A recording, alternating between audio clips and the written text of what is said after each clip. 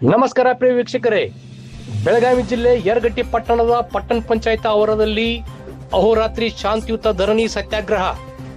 ಹೌದು ವೀಕ್ಷಕರೇ, ಯರಗಟ್ಟಿ ಪಟ್ಟಣದಲ್ಲಿ ಇಂದು ವಿವಿಧ ಬೇಡಿಕೆಗಳಿಗಾಗಿ ಮತ್ತು ಭ್ರಷ್ಟಾಚಾರ ವಿರೋಧಿಸಿ ಕರ್ನಾಟಕ ರಕ್ಷಣಾ ವೇದಿಕೆ, ರಾಜ್ಯ ರೈತ ಸಂಘ, ಹಸಿರು ಸೇನೆ, ದಲಿತ ಪರ ಸಂಘಟನೆಗಳು ಇನ್ನೂ ಹಲವಾರು ಸಂಘಟನೆ ನೇತೃತ್ವದಲ್ಲಿ ಅಹೋರಾತ್ರಿ ಹೋರಾಟವನ್ನು ಹಮ್ಮಿಕೊಳ್ಳಲಾಗಿದೆ.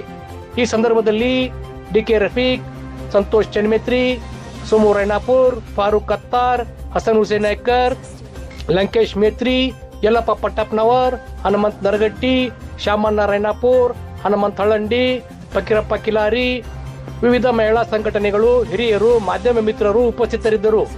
ಇದು ಇವತ್ತಿನ ಅಪ್ಡೇಟ್. ನಿರಂತರವಾಗಿ ನೋಡ್ತಾ ಇರಿ ಟಿವಿ 24 ಪ್ರೈಮ್, ಹೇಮೊಳಗಿನ ಧ್ವನಿ. ಅಧಿಕಾರಿಯನ್ನು ಮನೆಯಲ್ಲಿ ಕಳಿಸುವ ಮತ ಈ ಹೋರಾಟ ನಿಲ್ಲುವುದಿಲ್ಲ. ಅಂತವ್ರು ಯಾರು ಎವಿಡೆನ್ಸ್ ಇದ್ರೆ, ಯಾರು 10 ರೂಪಾಯಿ ಕೊಟ್ಟಿದ್ರೆ ದಯವಿಟ್ಟು ಬಂದು ಎಷ್ಟು ಮೇಲೆ ಹೇಳಿ.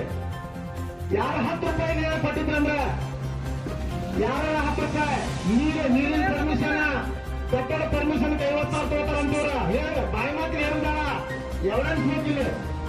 ಅಧಿಕೃತವಾಗಿ ದಾಖಲಾತಿ ಕೊಟ್ರಿ ಆ ಅಧಿಕಾರಿಯನ್ನು ಮನೆಗೆ ಕಳಿಸುವ ಮತ ಈ ಹೋರಾಟ ನಿಲ್ಲುವುದಿಲ್ಲ.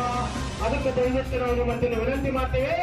ಇದು ಬಡವರ ಪರವಾಗಿ, ಅಲ್ಲಿ ಬಡವರಿಗೆ ಅಲ್ಲಿ ನಮ್ಮ ಕೇಳ್ತಾರು ಒಂದು 5 ರೂಪಾಯಿ 5,000 2,000 ತಗೊಂಡು ಆಸ್ತಿಯನ್ನ ಪತಾಡ್ಸಾಕೋರು. ಈಗ 10 ಲಕ್ಷ ಬೆಲೆ ಹಾಕೋ ಅಂತ ಆಸ್ತಿಗೆ ಬಡವರಿಗೆ ಅಲ್ಲಿ ನಮ್ಮ ಅಂಬೇಡ್ಕರ್ ಸಭೆಯಿಂದ ಜೋಪಡಿ ಪಟ್ಟಿಗೆಯಲ್ಲಿ ಭಿಕ್ಷೆ ಬೆಲೆ ಕೊಡ್ತಾರೆ.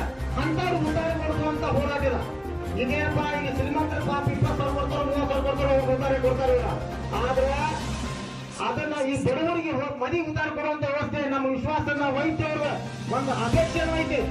ಅದಕ್ಕೆ ಉದ್ದಾರ ಮನಿ ಹೋಯ್ಕೊಡ್ರಿ ಅಂತಂದಾರೆ. ಈಗ ಮೊದಲನೇದಾಗಿ ಈಗ ಉದ್ದಾರ ಚಾಲೋದು ಈ ಹೋರಾಟದ ಪ್ರತಿಫಲವಾಗಿ ಈಗ 4 ತಿಂಗಳು 6 ತಿಂಗಳು ಹೇಳಿದಂತೀವ ಈ ಮನುಷ್ಯ ನಮ್ಮ ರೈತರು.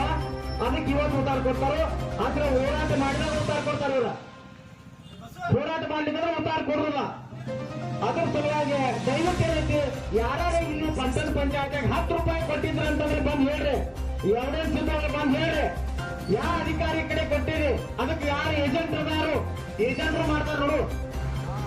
ಏಜೆಂಟ್ ಯಾರ ಇದ್ದಂದ್ರೆ ಅಂತವ್ರು ಹೇಳ್ರಿ. ಆ ಏಜೆಂಟ್ ಯಾರ ಕಡೆ ಕೊಟ್ರಿ ಹೇಳ್ರಿ. ಅವ್ನು ಏಜೆಂಟ್ ಹಾಕೋನು, ಆ ಅಧಿಕಾರಿನ ಮನೆ ಕಳ್ಸೋನು. ಈ ಭ್ರಷ್ಟಾಚಾರ ಮುಕ್ತ ಮಾಡಬೇಕಾಗೈತೆ. ದಯವಿಟ್ಟು ಅದಕ್ಕೆ ಅವಕಾಶ ಮಾಡ್ಕೊಳ್ಬೇಡ್ರಿ. ದಯವಿಟ್ಟು ಇದೊಂದು ದೊಡ್ಡ ಹೋರಾಟ ಐತಿ. ಇದು ಒಂದೇ ದಿವಸದ ಹೋರಾಟ ಅಲ್ಲ, ನಿರಂತರ ಹೋರಾಟ. ಭ್ರಷ್ಟಾಚಾರಿ ಅಧಿಕಾರಿಯನ್ನು ಮನೆಗೆ ಕಳಿಸುವವರೆಗೆ ಹೋರಾಟ ಮಾಡ್ತೇವೆ. ನಮ್ಮಂತೇಳಿ ಎವಿಡೆನ್ಸ್ ಅದಾವ. ನಮ್ಮಂತೇಳಿ ಎವಿಡೆನ್ಸ್ ಯಾವಾಗ ತೆಗಿತೀವಪ್ಪ ಅಂತಂದ್ರೆ, ಮೇಲಾಧಿಕಾರಿ, ಲೋಕಾಯುಕ್ತ, ಜಿಲ್ಲಾಧಿಕಾರಿ ಬಂದುಕೊಂಡು ನಮ್ಮಂತೇಳಿ ಎವಿಡೆನ್ಸ್ ಅದಾವ, ಅವಾಗ ತೆಗಿತೀವಿ. ಈಗ ನಿಮ್ಮಂತೇಳಿ ಯಾವಾಗ ಇದ್ದು ಅಂದ್ರೆ ಒಂದ್ ಸ್ವಲ್ಪ ದೃಢೀಕರಣ ಮಾಡ್ತೀವಿ. ದಯವಿಟ್ಟು ಇದ್ದು ಅಂದ್ರೆ ಬಂದು ಕೊಡ್ರಿ. ಏನಾದ್ರು ಎವಿಡೆನ್ಸ್ ಇದ್ದು ಅಂದ್ರೆ, ಯಾರಾದ್ರೂ ಮತ್ತೆ 10 ರೂಪಾಯಿ ಉತ್ತಾರಕ್ಕೆ ಬೇಡಿಕೆ ಇಟ್ಟಾರು, ಕಟ್ಟಡ ಪರ್ಮಿಷನ್ ಪರವಾನಗಿ ಕೊಡಾಕ ಅದಕ್ಕೆ ಏನಾದ್ರು ಉದಾಹರಣೆ ಬೇಡಿಕೆ ಇಂಜಿನಿಯರ್ 50,000 ಲಕ್ಷ ಗಟ್ಟಲೆ ತಗೋತಾನಂತ ಹೇಳಿಕೆ ಮಾತ್ರ. ಏನಾದ್ರು ಕೊಟ್ಟಿದ್ದೀನಾರು ಎವಿಡೆನ್ಸ್ ಇದ್ರ ಅಂತಂದ್ರ ಸರ್ಕಾರ ಅದನ್ನ ಕೇಳ್ತೈತಿ, ಕಾಯ್ದೆ ಕೇಳ್ತೈತಿ. ಏನಾದ್ರು ಎವಿಡೆನ್ಸ್ ಇದ್ರೆ ಕೊಡ್ರಿ ಅಂತ ಅಧಿಕಾರಿ ತೆಗಿದಂತ ಸನ್ಮಾನ್ಯ ಶಾಸಕರ ಇದಕ್ಕೆ ಪೂರ್ತಿ ಗಂಭೀರವಾಗಿ ತಗೊಂಡಾರ. ಭ್ರಷ್ಟ ಅಧಿಕಾರಿಗಳನ್ನ ಯರಗಟ್ಟಿಂದ ತೊಲಗಿಸುವವರೆಗೆ ಇದು ಹೋರಾಟ ಇರ್ತೈತಿ. ಅದಕ್ಕೆ ನಾವು ಸನ್ಮಾನ್ಯ ಶಾಸಕರಿಗೆ ವಿನಂತಿ ಕೂಡ ಮಾಡಿದೀವಿ. ನಮ್ಮ ಶಾಸಕರು ಅದಕ್ಕೆ ಹೇಳಲು ಈ ಭ್ರಷ್ಟ ಅಧಿಕಾರಿಗಳನ್ನ ತೆಗಿಲು. ಅದಕ್ಕೆ ಒಂದ್ ಸ್ವಲ್ಪ ಎವಿಡೆನ್ಸ್ ಬೇಕಾಗ್ಯಾವ. ಯಾರ ಅಂತ ಎವಿಡೆನ್ಸ್ ಬೇಕು ಅಂದ್ರೆ ದಯವಿಟ್ಟು ಭ್ರಷ್ಟ ಯಾರ ಅಧಿಕಾರಿಗಳು ರೊಕ್ಕ ತೊಂದಿದ್ರು ಅಂತಂದ್ರೆ, ಯಾರ ರೊಕ್ಕ ಕೇಳಿದ್ರು ಅಂತಂದ್ರೆ ಅಂತ ಬಂದು ದಯವಿಟ್ಟು ಈ ಹೋರಾಟದ ಪಾಲ್ಗೊಳ್ರಿ. ಇದು ಯಾವುದೇ ಪಕ್ಷದ ಹೋರಾಟ ಅಲ್ಲ, ಯಾವುದೇ ಜಾತಿ ಹೋರಾಟ ಅಲ್ಲ, ಪಕ್ಷಾತೀತ ಹೋರಾಟ, ಜಾತ್ಯತೀತ ಹೋರಾಟ. ನಾವು ಬಡವರ ಪರ ಹೋರಾಟ ಮಾಡ್ತಿದ್ದೀವಿ. ಅಲ್ಲಿ ಜೋಪಡಿ ಪಟ್ಟಿಗಲ್ಲಿ ಗಲ್ಲಿಗಳಿಗೆ, ಅಲ್ಲಿ ಮನೆಗಳಿಗೆ ಸನ್ಮಾನ ಬಡವರ ಬರತಾರೆ ಕೊಡ್ರಿ. ಬರತಾರೆ ದಯವಿಟ್ಟು ಇದು ಭ್ರಷ್ಟಾಚಾರ ಮುಕ್ತ